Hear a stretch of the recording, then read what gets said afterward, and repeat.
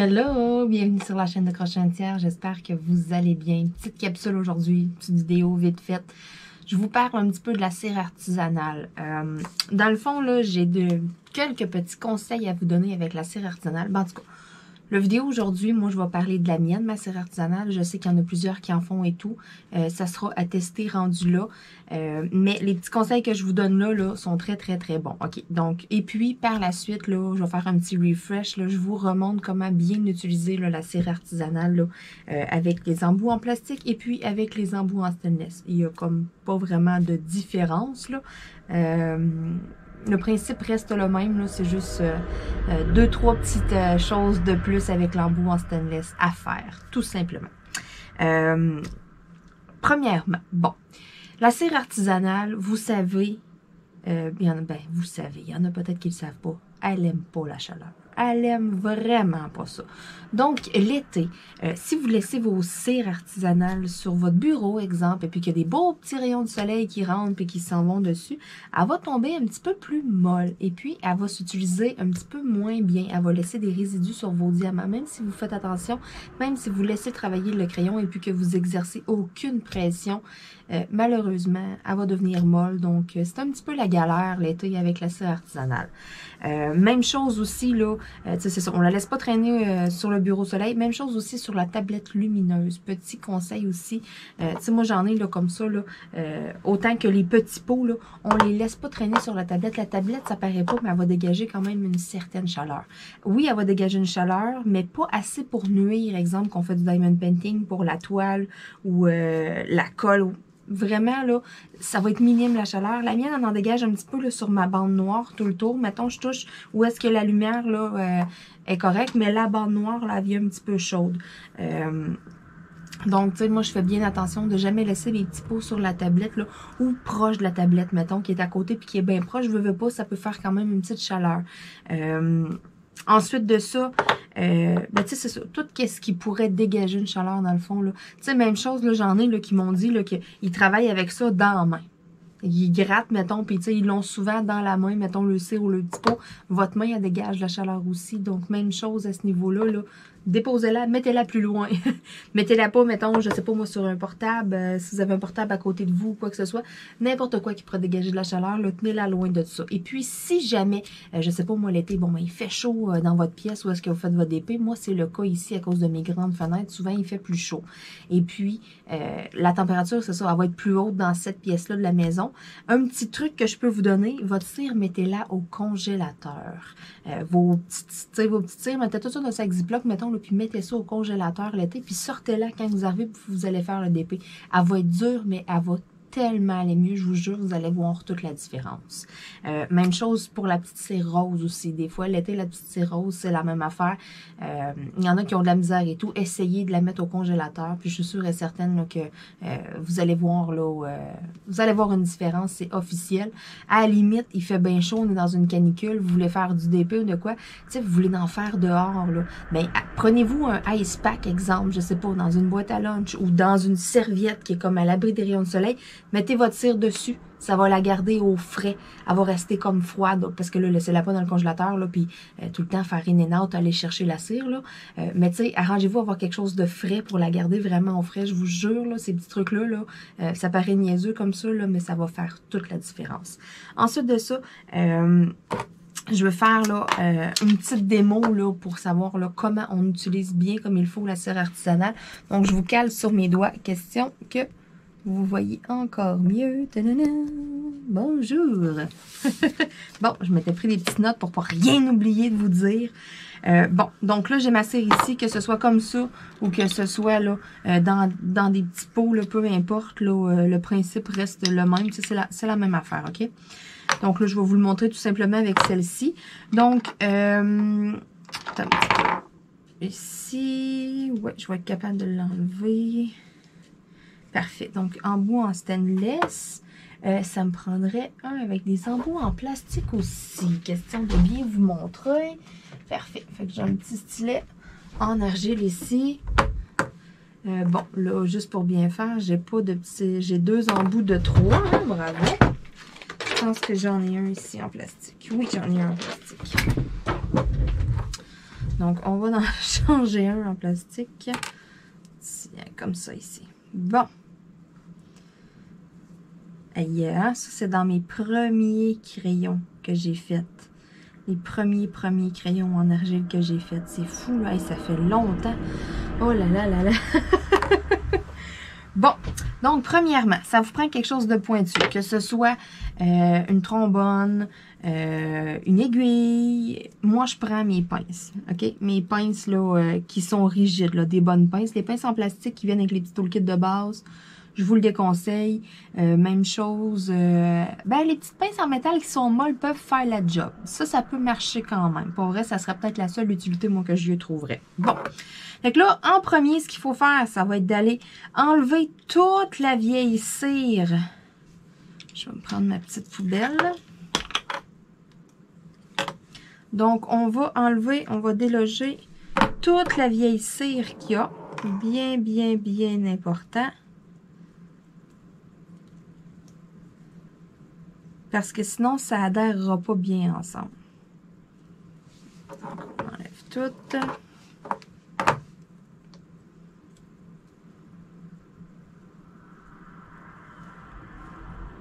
Ok, là, je m'excuse, j'ai pas fait ça devant la caméra, j'ai fait ça comme plus proche de moi, juste pour être sûr de ne pas me piquer les doigts.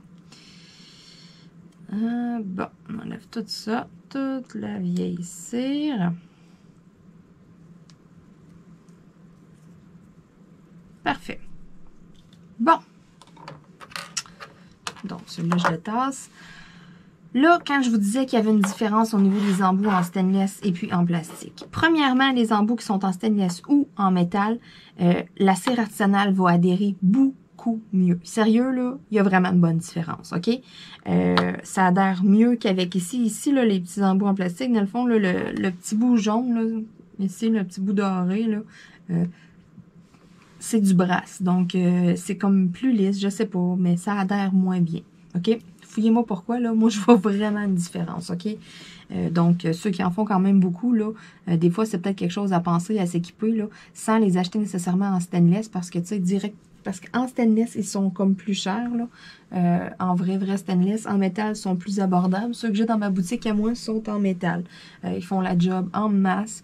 Écoutez, c'est ce que j'ai sur tous mes crayons. Puis, ça travaille très bien. Donc là, petit rappel. OK. Première étape, on a tout vidé. Deuxième étape, on va y aller avec l'embout droit. Ce qu'il faut faire avec la cire artisanale, c'est d'aller gratter. Fait que là, on va en gratter un bon morceau. OK?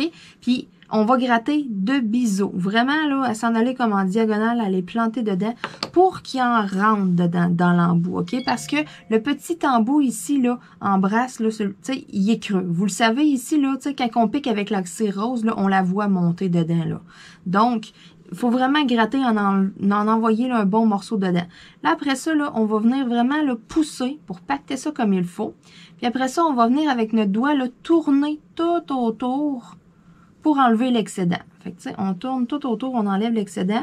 Puis, un coup qu'on a tourné autour, moi, ce que je viens faire, là, je viens comme raplatir ici le dessus. Parce que sinon, ça fait comme bomber. Puis les premiers diamants qu'on va aller mettre, ben ça va comme taper la cire, puis ça se peut que ça fasse des résidus. Donc ça, moi, c'est un petit truc de plus là, que je fais là, dans ma procédure. Là. Je pousse au début pour bien pacter. Après ça, je m'en viens tourner autour, enlever l'excédent, puis je repasse le mettre vraiment là, tu sais, flush à mon doigt. Là. Donc, il serait prêt à travailler. Même affaire pour l'embout de 3. On vient gratter là, quand même là, suffisamment. Là, une bonne quantité de cire. On pousse pour que le tout soit bien pacté. Après ça, on vient aplatir là, en passant notre doigt là, ici sur le dessus pour que ça soit bien plat. Là, après ça, je vais faire la même affaire. Je vais aller enlever les excédents sur le contour parce que s'il en reste dans le tour...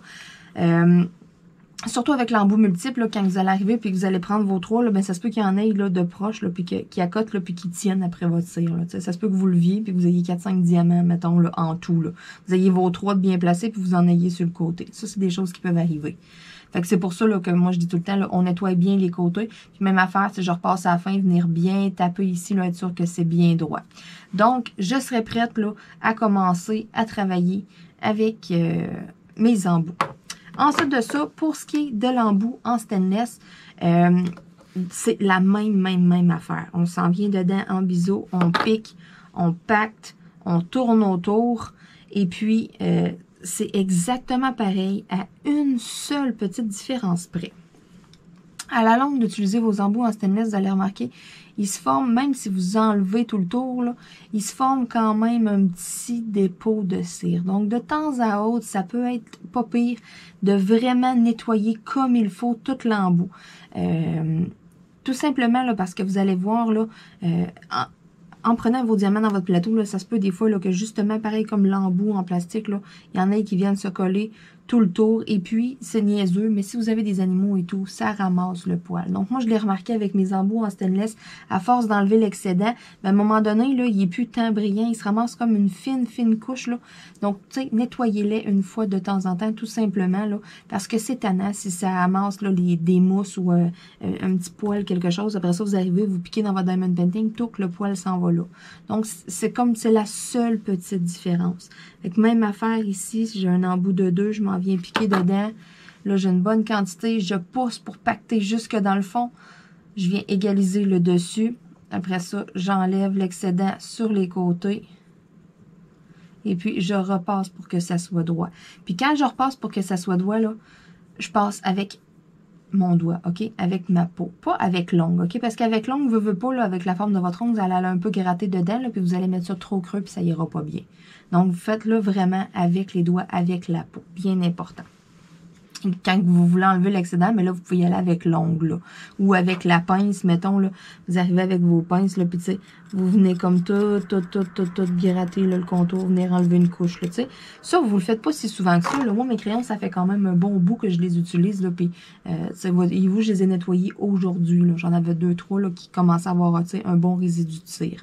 Donc, vous pouvez nettoyer ça là avec un essuie-tout. Vous pouvez nettoyer peut-être pas un mouchoir parce qu'un mouchoir, ça fait des petites fibres, là, puis ça se pourrait que ça vienne coller puis que ça fasse un petit peu du gâchis. Mais tu sais, facilement avec un linge ou avec un essuie-tout, une lingette pour bébé.